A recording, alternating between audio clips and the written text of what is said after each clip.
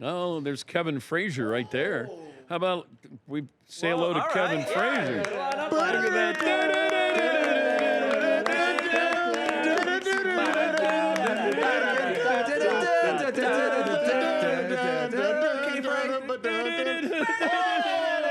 Oh, awkward handshake. Oh, man. Kevin Frazier. It's good to be back in the seat, Dan. Thanks for having me. Big time. We does didn't it know you take were to get here. back in this seat? We didn't You know know what you I'm were here. Come on, Dan. We're always here. We're always here. I had no idea that you were here. Guys, I have to tell you, the funniest thing just happened. Every year, you know, Aaron Rodgers is kind of like, hey, Kev, and he'll walk by me and he'll say, hey, I love you, but I'm not talking to you. And today I walk up on him and he says, you know that's the last thing I want to do is talk to y'all today. And of course, I'm like, because he knew what the first question was going to be. What was the question going to be? The new wife. What's going on, man? Oh, yeah. I mean, that's my world. Can you confirm that he is married? He won't even confirm. I know. I mean, yeah, look, we believe he is married, but the problem is that he will never confirm. Do you think he's playing us?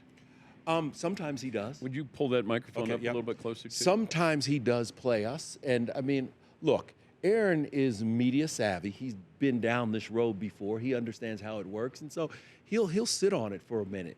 And then he'll go on Pat McAfee's show and then spill all the details at some point. I give you credit. This is hard to do in walking up to people and asking them to do an interview and then asking the questions you have to ask, because you're asking personal questions normally. It is very personal, but, you know, sometimes... When you're talking to people from Love Island, I mean, you're asking some serious questions, Kevin. Or Married at First Sight. You know, we're saying some crazy things. There are crazy things being talked about. But, you know, for the most part, these guys, when they're in the locker room or whether they're in their public forum, they don't have to answer those kinds of questions. I mean, Dan, look, we go so far back as if you remember, you could walk in the locker room with Michael Jordan and you could ask him anything and Michael would deflect it. He would just move it, you know, swing it around. But people are a little more sensitive today. I think it's because of social media and other things. So you have to build these relationships over time. Time is an important thing. Years of things. How many years you been at Entertainment 20 years. Good for you. 20 years. Good. Trying to hold on like you, man. Come on. Yeah. I mean, I always love to tell the story. You know, guys, I had the cubicle outside of Dan's office when I was at ESPN. I didn't have an office. I had a cubicle, huh? Yeah, me and Tim Hardaway dressing in our underwear, getting dressed every day at ESPN. Yeah, but you sound surprised like you didn't have an office. I mean, I didn't realize the hierarchy. I mean, the fight for an office. I mean, I shared a wall with Reese Davis, and we both would like look over the wall at each other. I waited 10 years to get an office. It's crazy, right? And they had producers who started day one, coordinating producers who would have an office. And then I went to management. I said, you know, I've been here for 10 years. Can I get an office? And they go, you know, fire code. Yeah. What's the crazy. Fire code if, you know, Jeff Schneider is going to get an office. Oh, he's bringing out those names, dropping names. Mike Bogad's going to get an office there. Why can't I get an office? And you see all these folks with an office, and you're like, I'm at the worldwide leader. I've made it. I've done it. I'm there. And they're like, yeah, bro, you're in that cubicle. It was me, Pam Ward. I'm trying to remember who else was there. But there was 4 of us in there, and it was like we hoped everybody wasn't there at the same time because it was crazy. So Travis Kelce. Yeah. You're going to try to corner him? I mean, yeah, I don't think Travis is going to show up for today's practice. I don't think. You know, and that's the smart thing to do. When you have this much heat on you, you don't show up for the practice round because it's just too much. And, you know, by 10 o'clock, there'll be a lot of people out here. Moving around will be tough. I'm sure he and Taylor have a house up here Do you somewhere. think that she's here? I think she will come. I think there might be a little event they'll have. We're hearing, you know, but that's just inside. That's what you're hearing. Right, exactly. So, you know. Do you get tired of that song? No, actually, there have been 3 songs in my life that have been prominent. The Fox Sports song initially, then ESPN, which people still to this day, I will walk by someone and they're like, dude, I love you on ESPN. I watch you all the time. And I'm like, what? I got that last night. I watch you every morning, man. I watch you on ESPN. Right. I go, thank you. Yeah, you just say thanks and you keep it moving, or people are like, "That's the ESPN guy," and I'm like, "Yeah, okay, all right." Yeah, but and you then didn't. ET song. I don't know if you get this, but I've gotten this. Hey, Stuart Scott. Listen, That's hard to say. Hey, Stuart Scott, and I go, no.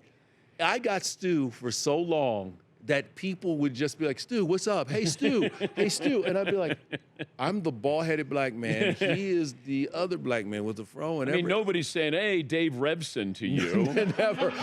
never got a Dave Revson. I'll tell you the one though.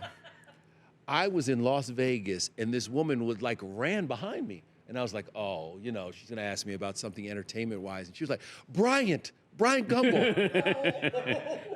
I was like, "Whoa, hey." And I love Brian. I mean, he's one of the But you're greatest of all time. 20 years younger than Brian. But I was just like, thank you for calling me Brian. I wish I had his career, you know? So you're going to try to track down Travis Kelce. So you're done today. You're in for just this, and then you fly out? We're in today, and we're going to knock out a bunch of interviews. Does Entertainment Tonight have a jet that flies you in? No, it's not like, you know, I'm sure there's a DP jet now, right? You guys have a jet now. Yeah, but you're at every event. It's a 6-seater, though. I mean, I wish people could see all the cameras and stuff. I mean, you guys have a prime spot. This isn't free. You made a hell of a deal to get this spot. Yeah.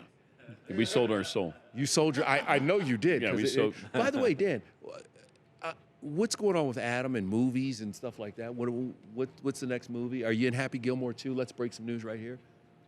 Yeah. I mean, I've been talking about Entertainment Tonight. What's No, going but I just on? want to hear. I want to hear some details about it. That's all. No. Like at the premiere coming up in a couple of weeks in New York City. You'll be there. Yeah, I will. But yeah, I do have information on I think the next movie. What's the next one? I can't tell you. But Sandman let this slip when we went to dinner. He let it slip. I'll tell you privately. Thanks, Dan. And then I'll make it public. And then if you, you're gonna tell me privately, but I promise you, I'm gonna make it public. Yeah, but then I'm gonna know where the source is. Well, that's okay, Dan. We go way back. I give something away. I give it away. I'm like, oh, give it away. Give it away.